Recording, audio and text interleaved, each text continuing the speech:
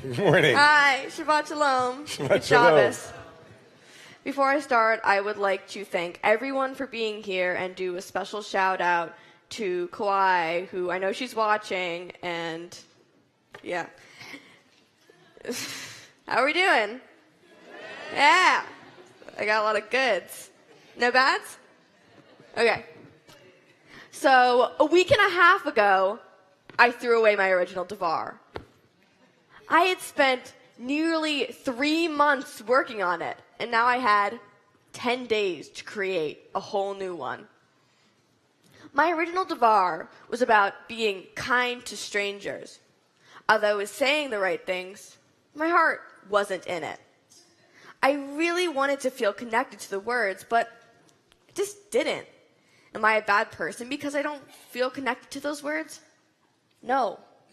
I just wasn't feeling the kind of kindness that I spoke about. I was talking about Abraham-like kindness that doesn't need any reason to act and doesn't even think about acting. That kindness is so natural to Abraham that it is like breathing. But I'm not Abraham. I have a sneaking suspicion that I'm not alone. How many people in this room wish you were more like Abraham? A lot of hands. Abraham is one of the nicest people ever. He doesn't always help people. He always helps people, even if he doesn't know them, without anyone telling him to. I just don't do that. I won't go out of my way to help people that I don't know.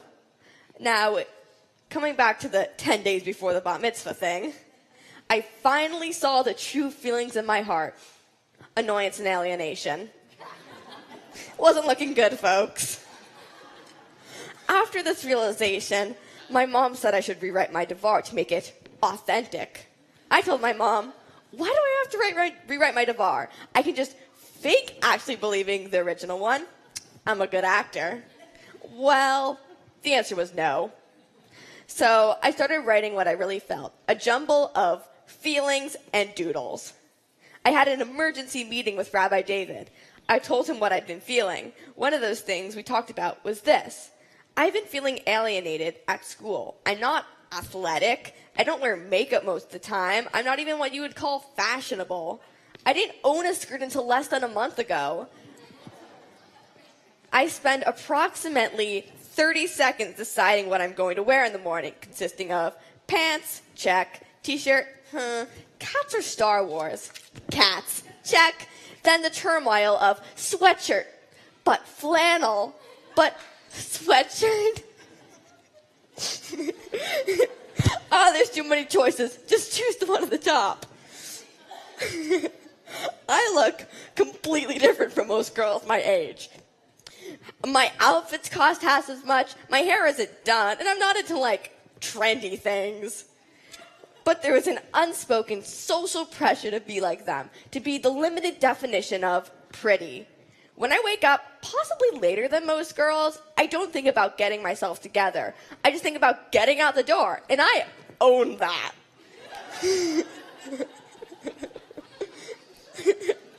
But even so, when I see a girl who woke up at 6 to put effort and time into how she looks, I can't help but feel self-conscious about my own choices.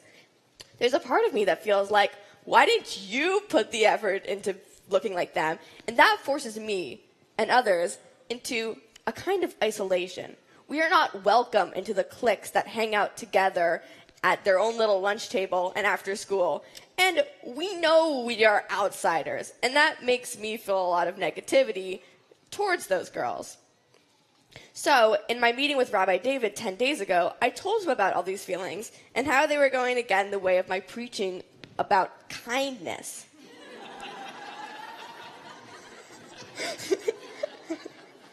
He listened to all of it, and he told me he had a similar experience.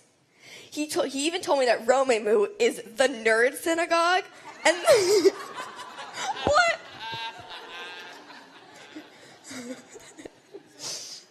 He really heard me, all of my emotions. He told me that I could give an 8th grade fetchy Dvar, all about how it's okay not to be nice to people. who annoy you, or I could find a way to teach what it is to live in that place and come out of it. He said that the unkindness creates a cycle, the meanness cycle, and we've got to find a way to stop the cycle. These words really spoke to me, so I started to reread the Parsha, keeping these words in mind. So, let's talk about this Parsha. Rabbi David said I should imagine myself in the tent with Abraham. Rabbi David said it could be anyone in this story. I don't really relate to any real characters in this story. So who have I put myself as? Not the stranger. I've put myself as the tent peg. Yes, that little thing that holds up the tent. Hello, everyone. I'm Lucy the tent peg. Shabbat shalom. I was in the tent where it happened.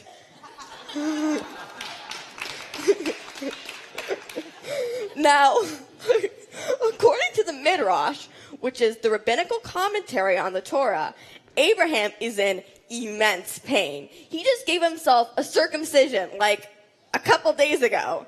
He's lying in this tent, which is basically his hospital bed. I, as the tent peg, am there and am seeing how much pain he is in. It's a lot. As he is resting in all his pain, 3 strangers approach. What does he do when these men approach? He gets himself out of bed. He rushes to these men and lays himself before them. I witnessed this. Abraham, the old man, the one in pain, he goes to these men and offers them food and water and a place to rest when he himself is the one who should be resting. I could see how much it took for him to go to these strangers and be a kind human being when he was in agony.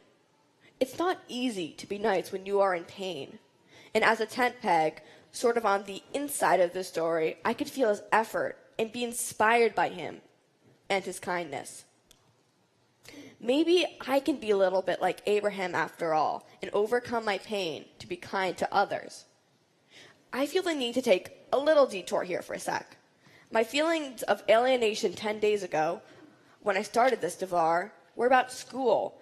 But the day after I started writing this, our country elected a new president. I understand this is a very touchy subject, and there are a lot of people in this room today who voted on both sides. My point is that before the election, there were a lot of people who weren't feeling heard, who were feeling alienated. And now, after the election, the other half are the ones who feel alienated.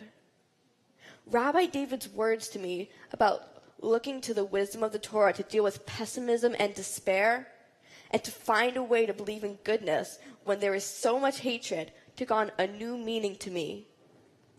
I know that everyone in this world, no one can accept every single person as friend. We can try our hardest to get along with everyone, but that is virtually impossible. It is only natural to be mean to some people and for them to be mean back to you. And because of that, a cycle is born, the meanness cycle, the one Rabbi David talked about earlier. So I made a little visual. This cycle is not a good one. It only produces negativity as time goes on. But fear not, there is a way to end the cycle.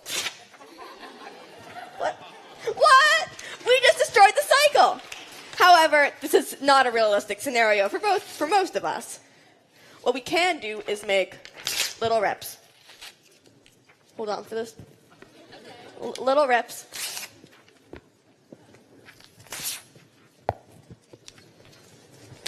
You want one? Yes. And eventually, share it. The cycle is destroyed. Wow, look at that. It's all gone.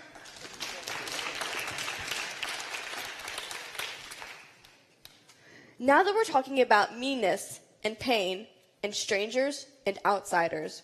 This leads me to my mom's suggestion to rewatch Rabbi Jessica's Dvar from Rosh Hashanah. Rabbi Jessica quoted the passage later in Vayera when Avimelech, Abraham's enemy, greets Abraham by saying, God is with you in everything you do. And Abraham feels seen, and they make peace. As Rabbi Jessica said, if you see something, say something.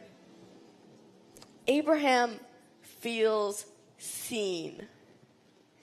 This reminds us that we all have the power to make others feel seen. In a kind of parallel to this story, when I went to Rabbi David's office 10 days ago, I was feeling angry, and my ability to feel kindness towards others was dormant. I didn't think I would be able to write about being kind to others in an authentic way. But by really hearing me and seeing me, Rabbi David woke up my dormant feelings of kindness. Rabbi David saw something and said something. When Avimelech spoke to Abraham by showing that he really saw him, he softened something in Abraham, and that allowed them to move forward in peace. Avimelech's words can speak to all of us. All of us. We can all take a deep breath and see God in others before we speak to them. Every time we see something and say something, then we make little rips in the meanness cycle. Avimelech's words and Abraham's kindness to strangers say loud and clear that we are all humans together. Our common humanity unites us, even when we do not agree. And we can find a way to be compassionate with people who do not agree with us, even people who are mean to us. We are so much stronger together. Rabbi David told me to look to the Torah to figure out how Abraham was able to make such an effort with strangers when he was in so much pain. And this point seems particularly relevant now, post-election, for the whole country. It's a lot easier to be kind when you are not in pain. But Abraham did it when he was in the worst pain. I would like everyone here to stand as one to witness the triumph of kindness over meanness, of connection over alienation, because the person next to you has a heart just like yours. Let's rip the meanness cycle together, one small tear at a time. Please rise.